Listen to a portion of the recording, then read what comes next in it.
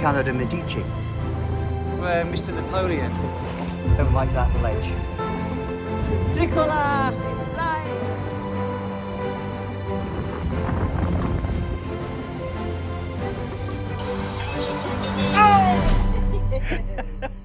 Where are you hiding? Just a short hop to the fuel dock this morning, and then we'll be going. Okay, good morning. Good morning. This is just, we're filled up on our way out. I'm just going to go and check the anchor because we just did catch it as we pulled in. I would recommend Pisa, Porto de Pisa, and yeah, it was a good marina. Very helpful staff. Receptionist was a bit grumpy, but she mellowed.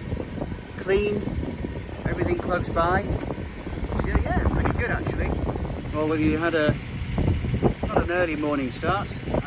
It's just gone past 10 o'clock. We filled up with fuel, 250 euros worth. There's 117 litres gone into the tank. On our way now, so we've got 20 nautical miles. It's about 4 and a bit hours, depending upon the weather. Got a bit of wind that we might be able to use, just checking the direction. Make sure that we've got problems with the wind vane again. I need to find out what's happening with that. So we'll avoid this big container ship, which would be a good idea.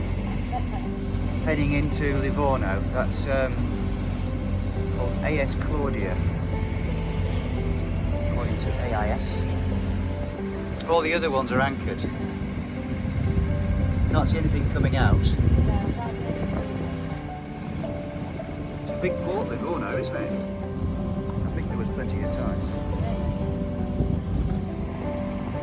That is the edge of Livorno and going into Ardennes.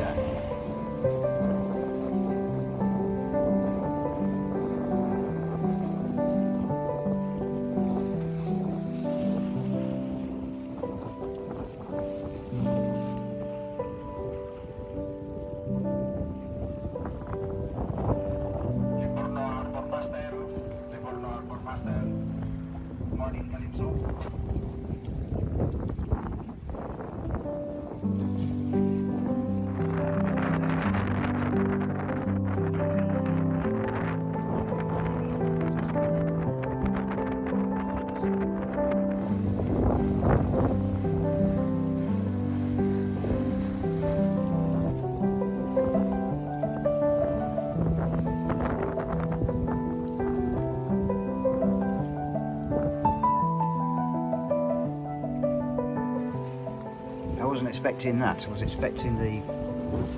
waiting for a potential jibe rather than the head sail switching over. It's folding in. Arriving at Cala de Medici.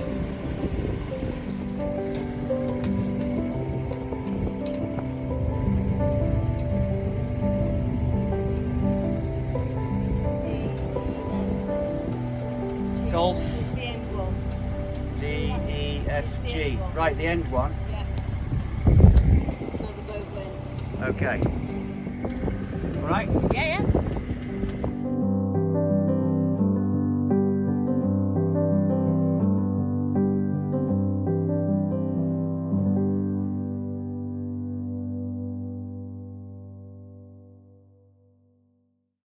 Here we go. We are leaving Marina Cala de Medici. These guys are coming out behind us.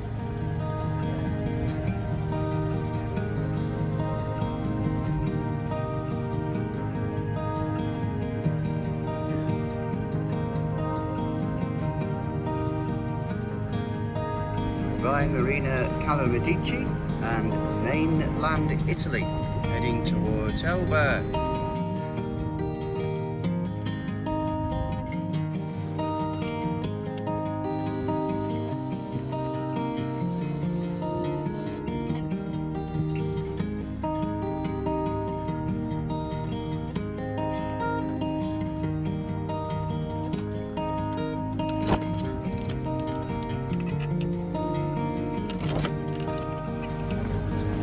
Expecting it to be a little bit windier than this.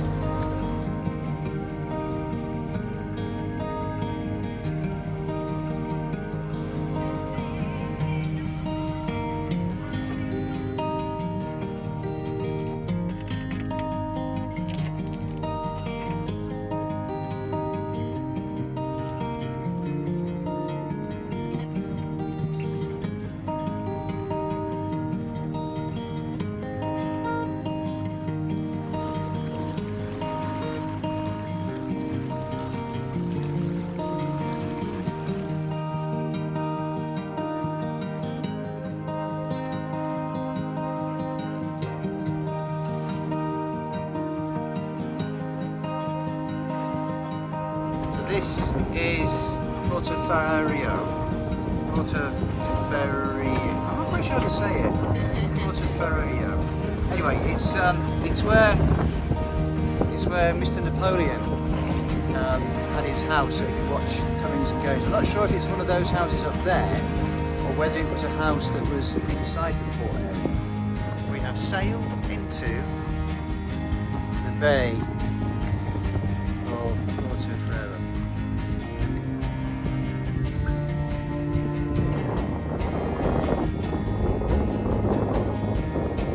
We've arrived on the island of Elba, in the old port, and been given a berth which is okay. I think it might be a little bit rocky, but oh well, that's nice. Right outside. We've got that bit there. I don't like that ledge, so we're going to have to get the passerelle out. I can't remember the last time we used this. It has been a while.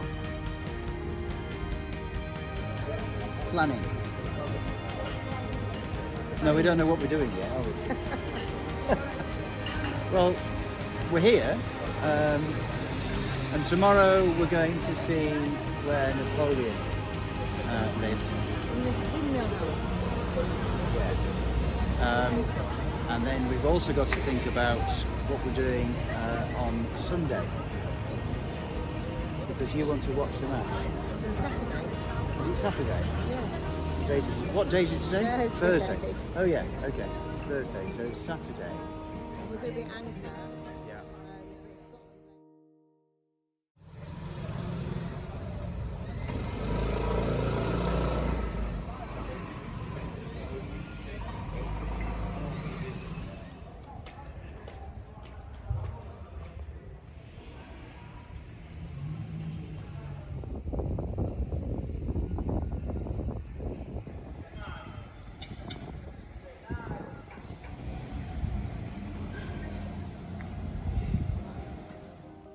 How did Napoleon Bonaparte become sovereign of Elba for only 10 months?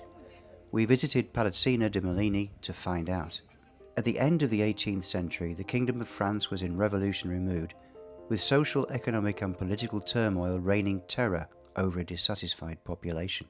Roll forward from the 1789 Paris uprising to 1804, when France, now without a monarch for nearly 5 years, has been greatly improved by the governance of the first consul of the First French Republic, General Napoleon Bonaparte. Over a 5-year period, Napoleon manoeuvred himself into being the Emperor of the French, coronated in December 1804. In 1805 he was crowned King of Italy, and Bonaparte had reached the top, but his ideals were not yet recognised in sovereign Europe. His desire to expand the revolutionary empire caused death and destruction in the wake of wars waged against leaders of sovereign lands. In 1812 he invaded Russia, turning yet another ally into an enemy. There were many countries defending against the French advance, and they wanted to knock Napoleon off his throne. The Sixth Coalition connected these countries, with armies aimed at taking Paris, while Napoleon was engaged in a decoy battle away from the capital. On the 31st of March 1814, Tsar Alexander I of Russia led coalition armies into the centre of Paris. Napoleon, who had been emperor for 10 years by now, was forced to abdicate and reluctantly signed the Treaty of Fontainebleau on the 11th of April. He remained an emperor in title only, and was granted sovereign rule and ownership of the island of Elba until his death. A British escort took Napoleon from France aboard the frigate Undaunted and placed him in Portoferraio on the 13th of May. With him, he took 3 ships, 870 men, and an annuity from Paris of 2 million francs to defend and improve his miniature empire. Records show that inhabitants of Elba welcomed the exiled Napoleon, but they were in for a shock. The peace and quiet of the locals in Elba was suddenly turned upside down with the arrival of the new leader, who began to govern and administer the island the moment he arrived. Napoleon took the strategically placed Palacina de Medici as his official governing residence in Portoferraio. The cliffside position provides lookout views to the north, and it is set between the 2 military strongholds of Forte Falcone and Forte Stella. Although his initial actions were directed toward good governance and benefit for all inhabitants of his island, in truth, Napoleon used this time to reset, recharge and plan his re-establishment as Emperor of the French. Watched by the British, he lived in Elba for 9 months, then slipped away on the 26th of February 1815, sailing back to France. Napoleon marched on to Paris as an outlaw, gathering a growing number of fighting followers on the way, finally retaking power on the 20th of March 1815. 100 days later, he fought his last battle at Waterloo against the Duke of Wellington. Napoleon was forced to abdicate again and was deported to the distant island of St. Helena to live out his last years of life. He died there at the age of 51 on the 5th of May in the year 1821.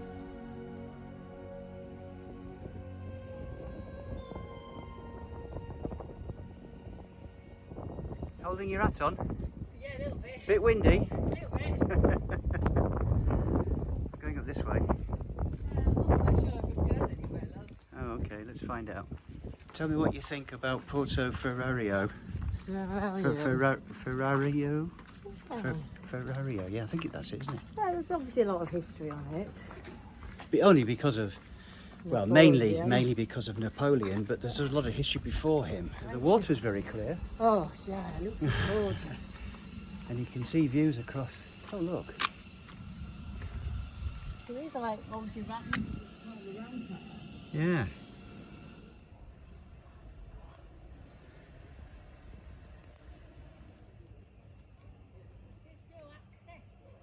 I found out how to get down to the village. Yes, I've seen that stairs.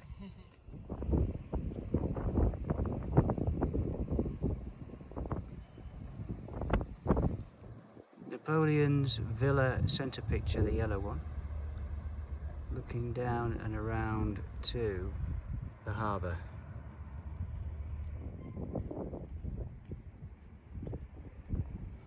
Just taking out some things that have gone through your soul, and they are very, very sharp. It is very sharp.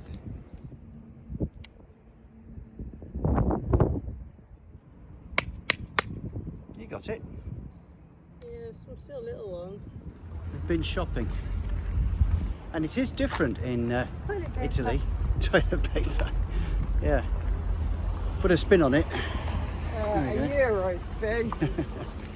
Quite a walk from the boat. It's around the corner now. We're into It's nice getting into the port now, aren't we? So Yeah. it's not too far. What was that? a different way of shopping. We have to rethink of what we want to do. 'Cause, you Yeah, know, rethinking the just food. don't have the same kind of, Well, it's different to France, isn't it? very different. This is a working fishing port. So they've got the ferries going over to places like Corsica, Sardinia, mainland Italy. Fishing boats. And you swing round and you've got super yachts. Today is Saturday and we are leaving the port today, the port of Portoferraio, to go to an anchorage which will be about 20 miles around to the south of the island. But before we go sailing, we're going to find the theatre. Sheena's interested in looking at what the theatre is about. Also got some chores to do, which is putting rubbish ashore, etc. And then we'll be off. Time now is 10:10. Certainly enjoyed being here in Portoferraio. Yeah, nice place. Would come back here. More steps. It looked like you could just see there was somebody definitely working. Okay. I thought you could get in and see. Well, you can go and climb some more steps if you want No, to. that's good.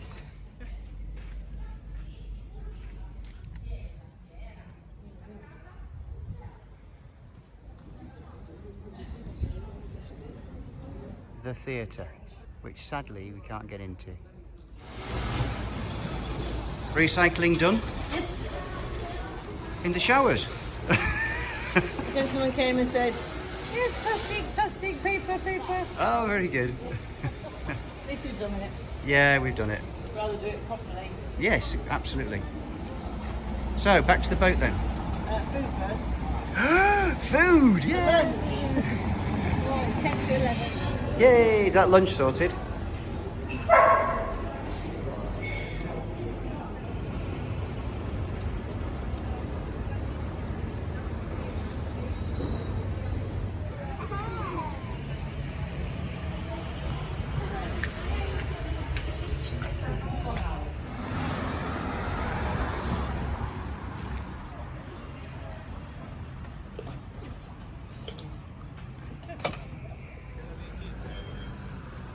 On our way to an anchorage. It's been very good. We've done lots of history. Cosimo. So this place was named Cosmopolo, like Cosmopolitan, I guess.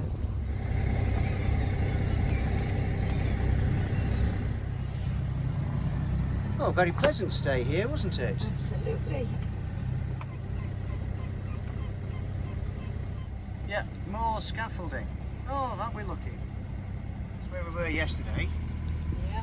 looking at Napoleon's house, which looks out to sea.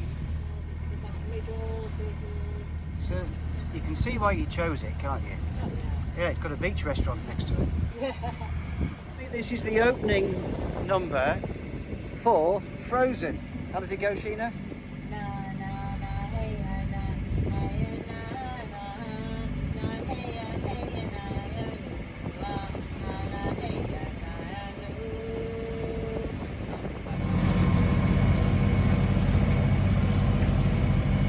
Arriving at the anchorage, Portoferraio. I just don't understand why we actually went. That must have gone that way first. That way? Yeah, that's when I reversed. Right, okay. The man who can't sit still on a boat is pumping up his paddleboard. Yes. So we've come out on the paddleboard to the island, and we're now going to go back paddling over there. I don't know if they'll come out on video. Beautiful. And we did see a jellyfish, but not around the boat. So, what are you doing? Having a beer. On the paddleboard. Goodbye, Portoferraio.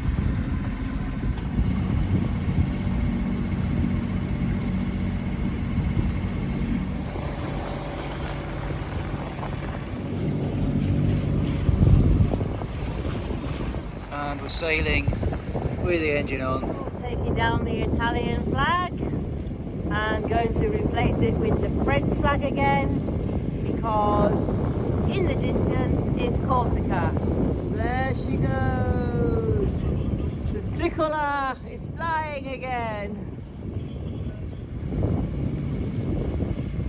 It's been a beautiful day. And we even had communication with that yacht over there called Soldona. He radioed us and we took pictures of each other's boats and we've sent them via WhatsApp. We're going to try this anchorage to see what it's like for protection from the slight breeze. We're in Corsica, at anchor in the Bay de Tramon, and it is stunning. A little bar over there which I swam out to earlier, and there's only one other boat in this bay, and it's been, you know, about 7 hours of motor sailing. Tomorrow we'll head round the north of the island, around Cap Corse, and we will find a marina or an anchorage, but we need to be in somewhere for Tuesday. This is our second night anchoring in a row. Sheena's doing a wonderful job with the food, although we were going to have sausages tonight and I don't think I put them in the basket when we were shopping. Oops. But how tranquil. And so we heard cows mooing earlier, which seems strange, but that actually was quite interesting. How sad is that? But it's a contrast, and that's what that's what makes the sailing interesting. A bit of a contrast. peaceful.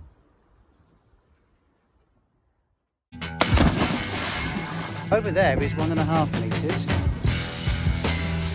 Bienvenue at Calvi.